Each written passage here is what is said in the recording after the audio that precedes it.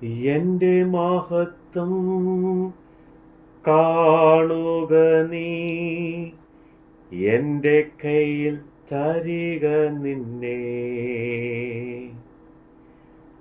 എന്റെ ശക്തി ഞാൻ നിന്നിൽ പകർന്ന് എന്നും നടത്തിയിടും കൃപയാ.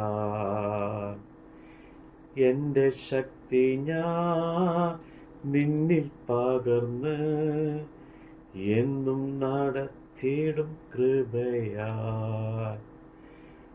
കരുതുന്നവൻ ഞാനല്ലയോ, കരയുന്നതെന്തിനു നീ? കണ്ണുനീരിൻ്റെ താഴ്വരയിൽ കൈവിടുക ഇല്ല ഞാൻ നിന്നെ. കണ്ണുനീരിൻ്റെ താഴ്വരയിൽ കൈവിടുക ഇല്ല ഞാൻ നിന്നെ.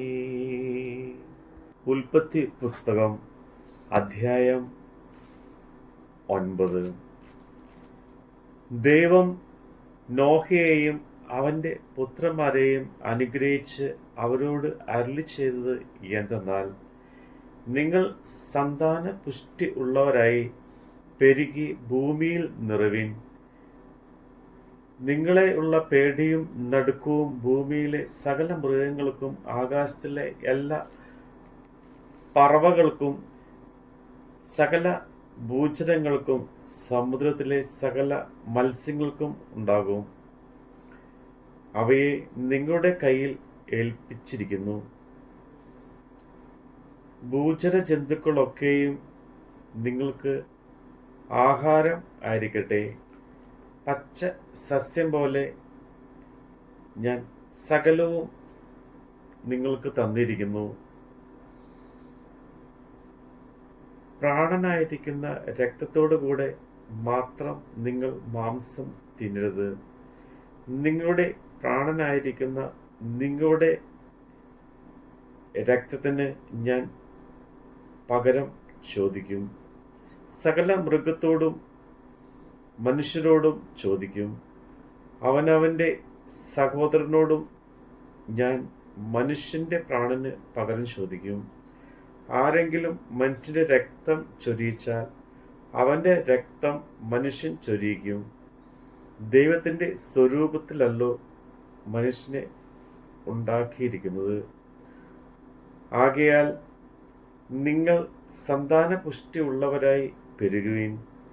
ഭൂമിയിൽ അനവധിയായി പെരുകുവിൻ. ദൈവം പിന്നെയും നോഹയോടും അവൻ്റെ പുത്രന്മാരോടും അരുളിച്ചെയ്തത്, ഞാൻ ഇതാ നിങ്ങളോടും നിങ്ങളുടെ സന്തതിയോടും ഭൂമിയിൽ നിങ്ങളോട് കൂടെ ഉള്ള പക്ഷികളും കന്നുകാലികളും കാട്ടു മൃഗങ്ങളുമായ സകല ജീവജാലങ്ങളോടും പെട്ടകത്തുനിന്ന് പുറപ്പെട്ട സകലവുമായി ഭൂമിയിലെ സകല മൃഗങ്ങളോടും ഒരു നിയമം ചെയ്യുന്നു. ഇനി സകല ജഡവും ജലപ്രളയത്തിൽ നശിക്കുകയില്ല. ഭൂമിയെ നശിപ്പിപ്പാൻ ഇനി ജലപ്രളയം ഉണ്ടാകുകയില്ല എന്ന് ഞാൻ നിങ്ങളോട് ഒരു നിയമം ചെയ്യുന്നു. പിന്നെയും ദൈവം അരുളിച്ചെയ്തത്, ഞാനും നിങ്ങളും നിങ്ങളോട് കൂടെയുള്ള സകല ജീവജന്തുക്കളും തമ്മിൽ തലമുറയോളം സകല കാലത്തേക്കും ചെയ്യുന്ന നിയമത്തിൻ്റെ അടയാളം ആവിത്.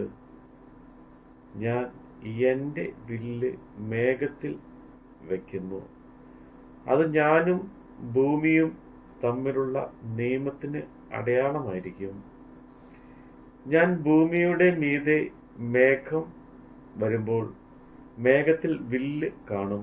അപ്പോൾ ഞാനും നിങ്ങളും സർവ്വജഡവുമായ സകല ജീവജന്തുക്കളും തമ്മിലുള്ള എൻ്റെ നിയമം ഞാൻ ഓർക്കും. ഇനി സകല ജഡത്തെയും നശിപ്പിപ്പാൻ വെള്ളം ഒരു പ്രാണനായി തീരുകയില്ല. വില്ല് മേഘത്തിൽ ഉണ്ടാകും. ദൈവവും ഭൂമിയിലെ സർവ്വജഡവുമായ സകല ജീവികളും തമ്മിൽ എന്നേക്കുമുള്ള നിയമം ഓർക്കേണ്ടതിന് ഞാൻ അതിനെ നോക്കും. ഞാൻ ഭൂമിയിലുള്ള സർവ്വജഡത്തോടും ചെയ്തിരിക്കുന്ന നിയമത്തിന് ഇത് അടയാളം എന്ന് ദൈവം നോഹയോട് അരുളിച്ചെയ്തു.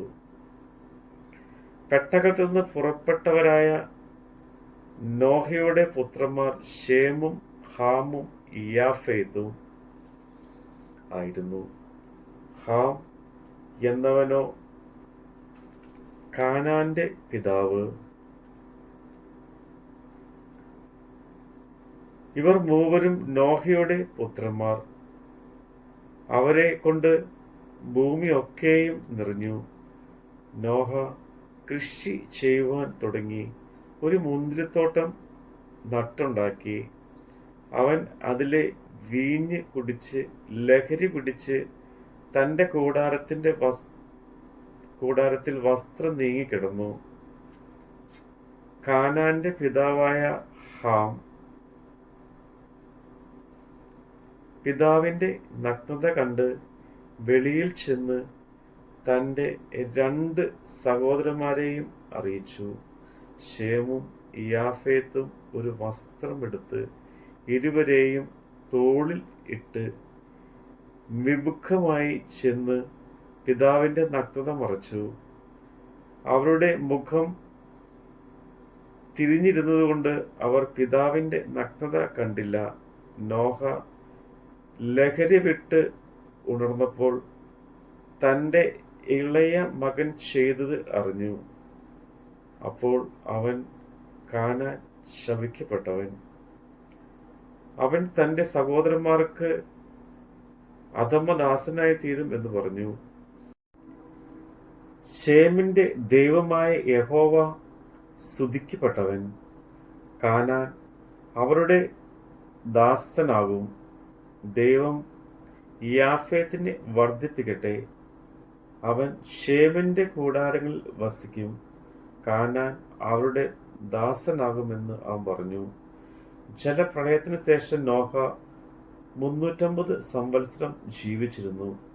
നോഹയുടെ ആയുഷ്കാലമാകെ 950 സംവത്സരമായിരുന്നു. പിന്നെ അവൻ മരിച്ചു. നമ്മുടെ കർത്താവിൻ്റെ വചനമാണ് നമ്മൾ കേട്ടത്. എല്ലാവരും നിന്നെ മറന്ന ഞാൻ നിന്നെ മറന്നിടുമോ? എൻ്റെ കരത്തിൽ നിന്നെ വഹിച്ചു എന്നും നടത്തിയിടും ധരയിൽ. എൻ്റെ കരത്തിൽ നിന്നെ വഹിച്ചു എന്നും നടത്തിയിടും ധരയിൽ. കരുതുന്നവൻ ഞാനല്ലയോ? കരയുന്നതെന്തിനു നീ? കണ്ണുനീരിൻ്റെ താഴ്വരയിൽ കൈവിടുക ഇല്ല ഞാൻ നിന്നെ. കണ്ണുനീരിൻ്റെ താഴ്വരയിൽ കൈവിടുക ഇല്ല ഞാൻ നിന്നെ.